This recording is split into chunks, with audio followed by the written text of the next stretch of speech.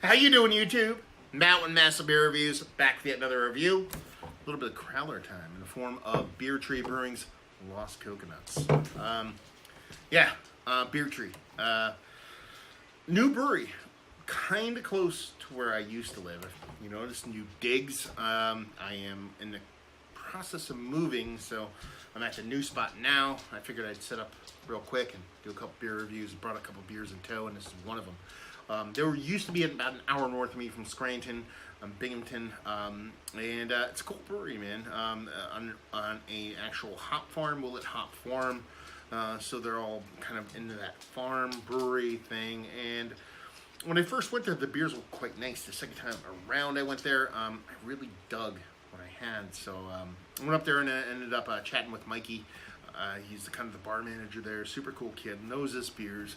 And I said, give me a growler of this one beer I wanted to bring home. I'm like, give me another one, your choice. And it's the one he gave me. This is kind of the one he's been proudest about as of late. So we'll see what she's got. As far as what it says in here, Lost Coconuts, 10.5% alcohol by volume. And that's pretty much it. Beer Tree Brewing, beer with roots, done and done.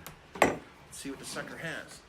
Give her a little crack. Ooh, all over the place. That I like. Now that is a full crowler. Now that's how you're supposed to fill a crowler to the brim. Give that a strong pour. This glass comes courtesy of my future grandma, Inga. Nice kind of German style glass. I haven't really known her all that long. For Christmas, she got me beer glasses. So apparently, everybody knows that I like beer. What do we have here? Almost 2 fingers of infinitely tight packed, super creamy, what I like my coffee to look like, colored head. I mean, you could sleep on that. You could do a lot of things in that, combined with a nice, rich, dark base. It's a stout. I didn't say that from the get.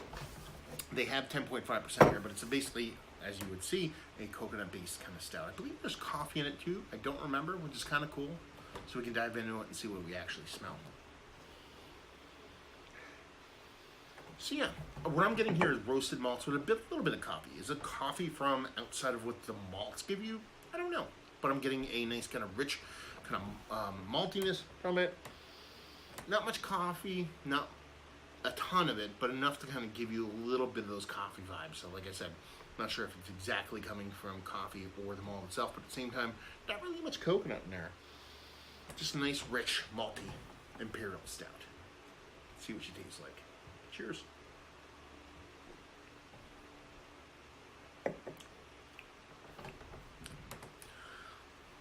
That's tasty. Big roasted malts with a nice sweetness to it. Almost like a pseudo kind of lactose-y kind of sweetness to it.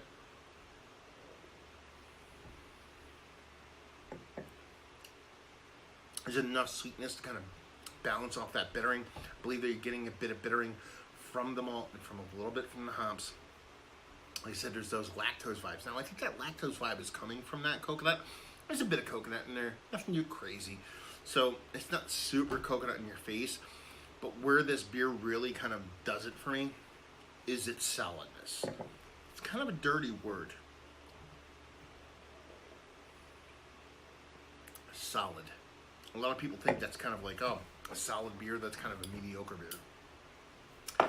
A lot of people don't make solid beers. And when you're talking about a big, bold stout, it's kind of like, yeah, sure, it's not a core 4 beer.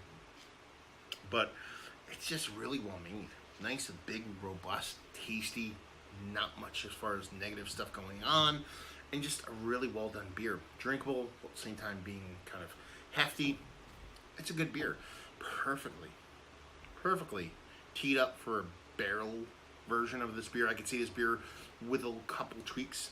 Not even a couple tweaks. I could see you throwing this in the right barrel and ended up coming out like super kooky fun. I love to see this with a little bit of kind of a fruit component, like a raspberry going on, a little bit of kind of like a wine barrel maybe, or just kind of a grape must, a little bit of bourbon, something like that. It tastes like a beer that begs to be barrel aged. But that, I think, is a bit of a testament to how well the beer is just made in and of itself. Is it going to kind of wow people? Is it going to freak people out and make them be like, oh my god, this is the best Imperial Stout with coconut that I've ever had? I don't think so.